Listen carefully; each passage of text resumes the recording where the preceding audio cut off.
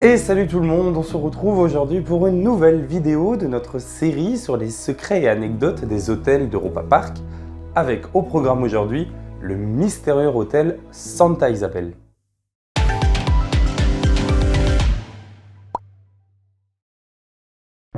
Un hôtel symbolique. Nous sommes à peine 2 ans après l'inauguration du Colosseo qu'Europa Park annonce déjà l'ouverture d'un nouvel et 4e hôtel pour le resort.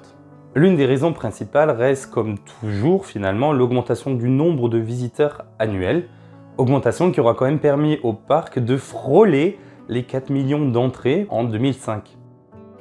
Un autre fait marquant va également inciter la famille Mack à investir davantage dans son offre hôtelière. Pour la première fois, l'aéroport local de Lahr, qui était jusqu'à là un simple petit aérodrome, va avoir le droit d'accueillir des vols passagers. Et cela signifie surtout finalement que les visiteurs du monde entier pourraient hypothétiquement venir plus facilement à Europa Park en avion donc, et augmentant encore plus le quota de personnes souhaitant rester sur place pour plusieurs jours. Un hôtel pour cette clientèle internationale et parfois quand même assez riche était donc le bienvenu. Alors, je vais tout de suite arrêter le suspense, mais cet aéroport n'est plus utilisé pour les vols passagers depuis 2010, faute de demande. C'est l'aéroport de Karlsruhe-Baden-Baden qui sert maintenant d'aéroport officiel pour Europa Park au détriment de Lahr.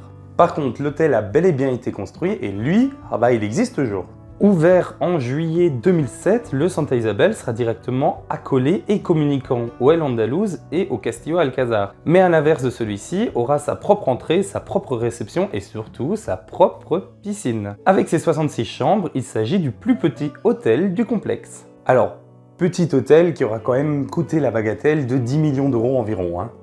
L'hôtel a pour thème un monastère portugais et il tient son nom de la reine Élisabeth de Portugal qui aurait vécu à la fin du XIIIe et début du XIVe siècle, reconnue sainte par l'Église catholique. Alors pourquoi Isabelle et pas Élisabeth, me demanderez-vous? Élisabeth de Portugal n'est pas originaire du Portugal, mais d'Espagne, Isabelle étant l'équivalent espagnol d'Élisabeth. Le thème du Portugal fait également écho au quartier portugais et à l'Atlantica Super Splash qui ont été tous les deux ouverts en 2005. En dehors de cette référence historique et culturelle, le Santa Isabel tient aussi et surtout son nom d'Elizabeth Mack, dite Liesel, la femme de Franz Mack et mère de Roland Mack, tous deux fondateurs d'Europa Park, décédés en 2004 à 82 ans. À partir de 1948, elle était aux côtés de son mari à la direction de l'entreprise de construction de manèges Heinrich Mack à Waldkirch, et a été l'une des premières à soutenir ce qui allait être les prémices d'Europa Park. C'était quelqu'un d'extrêmement apprécié par tout le monde et notamment des employés historiques du parc mais également de l'entreprise à Waldkirch. C'est d'ailleurs à Waldkirch qu'elle est enterrée et cet hôtel a son nom, c'est un peu comme un dernier hommage. La vie au monastère. Alors vous l'avez compris, l'hôtel a pour thème un monastère portugais, mais en dehors d'un thème, c'est toute une ambiance et une philosophie qui ont été instaurées ici pour complètement vous faire oublier que vous êtes dans un hôtel de parc d'attractions.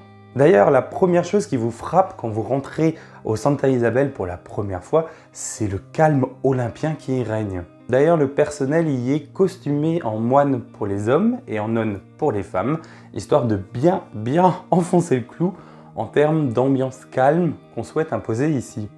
Tel dans un couvent, vous retrouverez donc certaines pièces inspirées de la vie des moines et des nonnes de l'époque.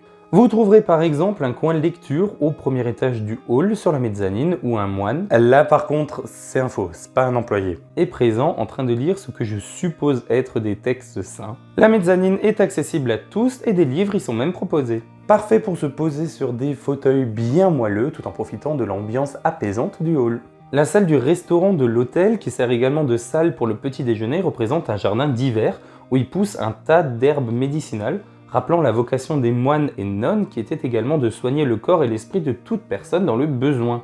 C'est d'ailleurs un très joli résumé de la philosophie que souhaite véhiculer l'hôtel, mais ça vous allez vous en rendre compte tout au long de cette vidéo. Alors petit aparté personnel sur cette salle que je considère comme étant ma préférée et de loin de tout le resort. Les détails sont incroyable et il y règne une ambiance hors du temps que j'affectionne énormément. Et pour tous ceux qui connaissent mon amour pour le bel rock, vous savez à quel point la barre était quand même placée bien haute. Au sous-sol se trouve une autre salle de restaurant avec pour thème une brasserie. Ici règne une ambiance plus exclusive qui rappelle la règle des couvents, offrir le gîte et le couvert à toute personne de passage. C'est encore une fois un cadre magnifique, surtout très romantique, où vous pouvez d'ailleurs y manger de la fondue vigneronne. Les chambres standards sont elles aussi décorées dans un esprit simpliste et sans superflu, enfin du moins en apparence seulement, vu que vous y trouverez quand même tout le nécessaire avec un très grand lit double, des lits superposés, la climatisation et surtout la salle de bain qui est en plein milieu de la chambre et qui, je trouve, ajoute un certain charme à l'endroit. Et enfin, il m'était impossible de ne pas aborder l'endroit le plus original et le plus insolite qui m'était donné de voir dans un hôtel de parc d'attractions, la chapelle Saint-Jacob. Venez célébrer vos moments de vie. Là où, selon moi, le Santa Isabel se démarque totalement du reste des hôtels du complexe et finalement, en général, des autres hôtels de parcs d'attractions que j'ai pu faire, c'est la présence d'une chapelle en son sein. Et attention, c'est pas une chapelle façon Las Vegas, On est ici en présence d'une chapelle canonisée, c'est-à-dire reconnue par le Vatican. Et oui, Jamy, on y célèbre chaque année une 60aine de mariages et quasiment autant de baptêmes. Le parc a d'ailleurs ses propres aumôniers, l'un protestant et l'autre catholique, qui s'occupent à plein temps de la vie ecclésiastique du parc. Alors oui, protestant également, car la chapelle est ce qu'on appelle œcuménique, c'est-à-dire qu'elle peut à la fois accueillir des éléments catholiques et protestants. Ça peut paraître un peu fou pour nous de voir un tel engagement du parc vis-à-vis de l'église avec un E majuscule chantant, mais il ne faut pas oublier que comparé à nous, justement petits français, il n'y a jamais eu de séparation de l'église et de l'État en Allemagne. Je pourrais faire une vidéo entière sur la vie ecclésiastique d'Europa Park et comment elle offre un soutien spirituel à ceux qui le souhaitent, mais c'est pas le sujet ici. Si par contre cette curiosité qui reste quand même assez propre à Europa Park vous intéresse, n'hésitez pas à me le mettre dans les commentaires. Il n'empêche que l'hôtel vous aidera à faire du plus beau jour de votre vie une réussite et met à votre disposition jusqu'à 3 salles de réception directement dans l'hôtel et décorées selon vos envies. À cela, vous pouvez également demander un shooting photo dans le parc directement, mais également dans l'hôtel qui s'y prête parfaitement. Le fameux couloir trop beau, toi-même tu sais. Enfin, l'hôtel peut s'occuper de votre menu si vous avez les fonds nécessaires. Enfin bref, une solution clé en main qui est un peu la marque de fabrique du Santa Isabel. Et avant de clôturer cette rubrique, laissez-moi encore vous partager une toute dernière anecdote sur cette chapelle Saint-Jacob. Faites-moi une faveur et la prochaine fois que vous vous y baladerez, regardez au sol en entrant. Un symbole en forme de coquille Saint-Jacques est incrusté dans la pierre. Saint-Jacob, Saint-Jacques, c'était foncièrement déjà dans le nom, peut-être que certains l'auront peut-être déjà deviné, mais cette chapelle est sur le chemin de pèlerinage vers Saint-Jacques de Compostelle. Reposez votre corps et votre esprit. Dans ma vidéo sur le Colosseo, j'évoquais le fait qu'Europa Park souhaite à présent s'élargir en termes de clientèle et souhaite accueillir une clientèle qui est plus propice à venir pour de la relaxation et du calme plutôt que des sensations fortes et qui aurait également un panier moyen plus élevé et qui les regarderait un peu moins à la dépense. Et le Santa Isabel a été pensé et construit pour cette clientèle. Le spa et wellness de l'hôtel se situe au tout dernier étage, sous les combles et la charpente apparente du Santa Isabel. Ici, on oublie l'aspect religieux, on laisse la place aux constellations, l'astronomie et surtout l'astrologie. C'est sous un ciel étoilé et voûté que vous attendent un sauna, un bain vapeur, une salle de repos de toute beauté, mais aussi et surtout le cœur même de l'endroit, son espace soins et massage sous les signes astrologiques. Et tout comme au Colosseo, vous pourrez également ici réserver un moment privilégié pour vous seul ou à deux. Bain au lait de nacre, soins du visage, massage à l'huile de pépin ou aux pierres chaudes et même manucure et pédicure vous y attendent avec un seul objectif, vous détendre. Et également de vous faire rester un peu plus longtemps au resort, évidemment, on va pas se le cacher. Cet espace wellness est clairement pensé comme étant l'aboutissement de votre séjour au Santa Isabel. D'ailleurs, le fait qu'il soit situé tout là-haut sous les étoiles n'est clairement pas dû au hasard. On vous invite clairement à chercher une certaine forme de contemplation, de volupté au-delà de votre corps physique. L'endroit propose à lui seul une expérience complète de calme, de relaxation et de méditation. C'est un hôtel qui peut tout à fait s'apprécier tout seul, éclipsant même parfois les deux parcs. La Fondation caritative Santa Isabel. Pour revenir un tout petit peu en arrière, sachez également que Reine Elisabeth de Portugal était extrêmement connue pour sa charité auprès des plus démunis. Et c'est dans cet esprit que Marianne Mac, femme de Roland Mac, fondera en 2008 la fondation caritative Santa Isabel. Marianne Mac organise tout au long de l'année des conférences sur plein de sujets différents qu'elle anime elle-même ou non, ça dépend. Les bénéfices des entrées à ces conférences vont directement à la fondation. De même, elle organise tous les ans un marché aux puces de bienfaisance dans la jardinerie du parc, avec au programme brocante, défilé de mode, tombola et autres activités pour les enfants.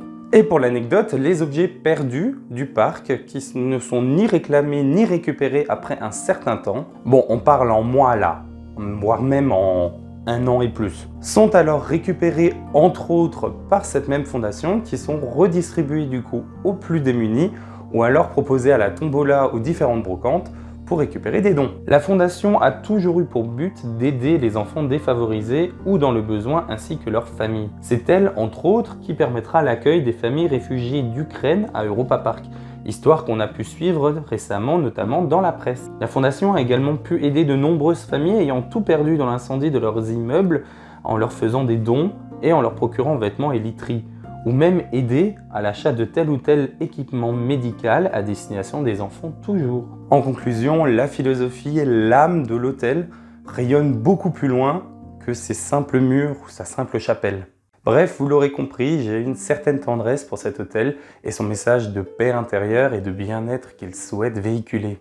Je dois avouer que j'étais l'un des premiers dont le thème religieux rebutait, mais c'est finalement en y séjournant que j'ai su apprécier tout ce qu'il avait à offrir. Si j'avais un conseil à vous donner, hormis d'y aller bien entendu, c'est de prendre ce thème comme un décor, un contexte, ou alors même une histoire à suivre, plus que simplement l'hôtel-église d'Europa Park.